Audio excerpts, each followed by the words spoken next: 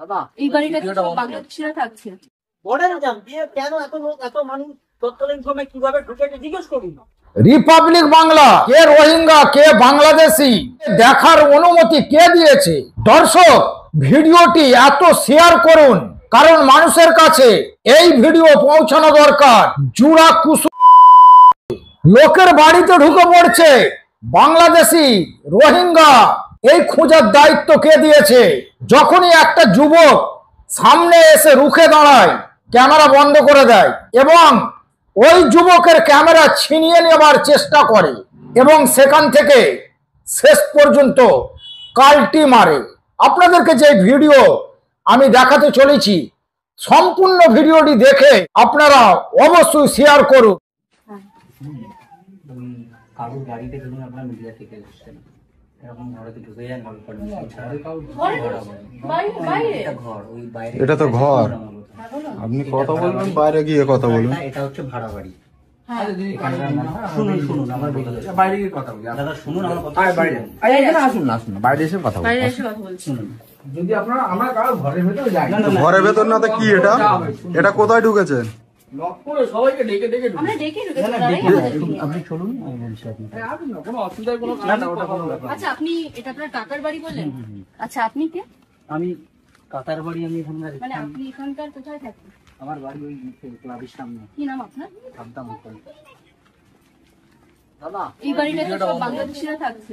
আমরা বড় ভিডিও করি, আমাদের ভিডিওটা বন্ধ করে বললেন ওনার বাংলাদেশি। শুনুন একটা কথা, তারা বাংলাদেশ থেকে এসছে, হ্যাঁ, তারা এডিসিও ওটা বন্ধ করে দিন।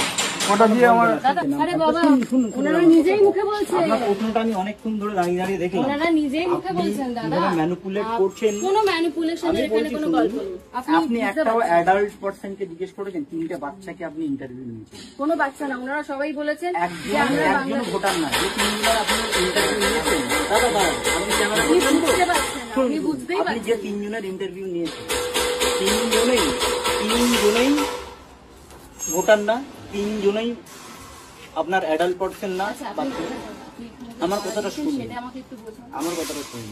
প্রত্যেকের ডকুমেন্ট আছে, আপনি যদি দেখাতে পারেন যে কারোর ডকুমেন্ট ছাড়া ভাড়া দেওয়া হয়েছে, একজনও যদি দেখাতে পারেন, আমি তো ভাড়াই দিন আমার কাকার, আমি ওখানে ছিলাম, দেখলাম। এই দুপুরবেলা তো লোকজন বাড়ি থাকে না, কাজে সবার এখানে ডকুমেন্টস আছে। ডকুমেন্ট বলতে এখন নির্বাচন কমিশন নোটিফিকেশন করে 2002 থাকতে হবে। ভাড়া দেওয়ার ক্ষেত্রে তো ওরকম ব্যাপার না। আধার কার্ড সরকার বানিয়েছে, ভাড়া দেওয়ার ক্ষেত্রে আধার প্রুফ থাকলে আধার কার্ডে তার আইডেন্টি প্রুফও হয়ে যাচ্ছে, তার অ্যাড্রেস প্রুফও হয়ে যাচ্ছে। প্রত্যেকের ভাড়া যারাই ভাড়া আছে তাদের ডকুমেন্ট দিয়ে ভাড়া দেওয়া আছে। এটা সে বাংলাদেশি কি এদেশীয়, এটা বিচার করবে। এসআইআর এর form, animation form fill up হবে, বিচার করবে। আপনি কথা আপনি কাদের সাথে বলছেন আমি সেটা কোশ্চেন করতে যাচ্ছি। একটা অ্যাডাল্ট পারসনের সাথে আপনি কথা বলেছেন, আমি বাচ্চাদের সাথে বাচ্চাদের সাথে আপনি কথা বলেছেন।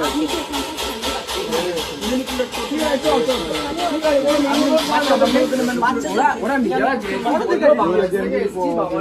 আছে ঠিক আছে আমার কথা শুনুন।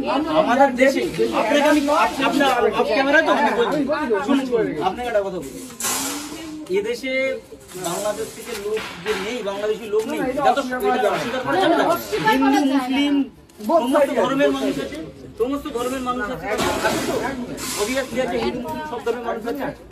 এবারে নির্বাচন কমিশন নোটিফিকেশন জারি করেছে কি পদ্ধতিতে এসআইআর হবে, সেই পদ্ধতিতে এসআইআর হবে। তারপরে সরকার যেভাবে কাদেরকে রাখবে সরকার বুঝবে। তিনটে ব্যাপার, আপনারা ইন্টারভিউ যাবেন, বাচ্চা বাচ্চা ছেলে মেয়েদের ধরে ইন্টারভিউ দিচ্ছে। দ্বিতীয় কথা, কিভাবে এখানে এসছে, যদি আপনার মনে হয় যে এটা বাংলাদেশি, কিভাবে এসছে এই কোশ্চেনটা আপনাকে করা দরকার অনুষ্ঠানকে। এই কোশ্চেনটা করা দরকার কেন্দ্রীয় সরকারকে, কারণ বর্ডারের দায়িত্ব তারা আছে, বর্ডারের দায়িত্ব তারা আছে। আপনি এদেরকে কোশ্চেন করছেন কিভাবে এসছে, আপনি বিএসএফকে গিয়ে প্রশ্ন করবেন, আপনি অমিত শাহকে গিয়ে প্রশ্ন করবেন, হ্যাঁ আপনি নরেন্দ্র মোদীকে গিয়ে প্রশ্ন করবেন, এদেরকে গিয়ে প্রশ্ন করবেন, আপনি এদেরকে গিয়ে প্রশ্ন করবেন, আপনি এদেরকে গিয়ে প্রশ্ন করবেন। তাদের ঘর থেকে ডেকে ডেকে বাচ্চা ছেলে ডেকে তাদের, আমি দেখছি, আমি তো দেখলাম রেকর্ড আছে। ভিডিও বর্ডারে যান, দিয়ে কেন এত লোক, এত মানুষ তৎকালীন ক্রমে কিভাবে ঢুকেছে জিজ্ঞেস করুন।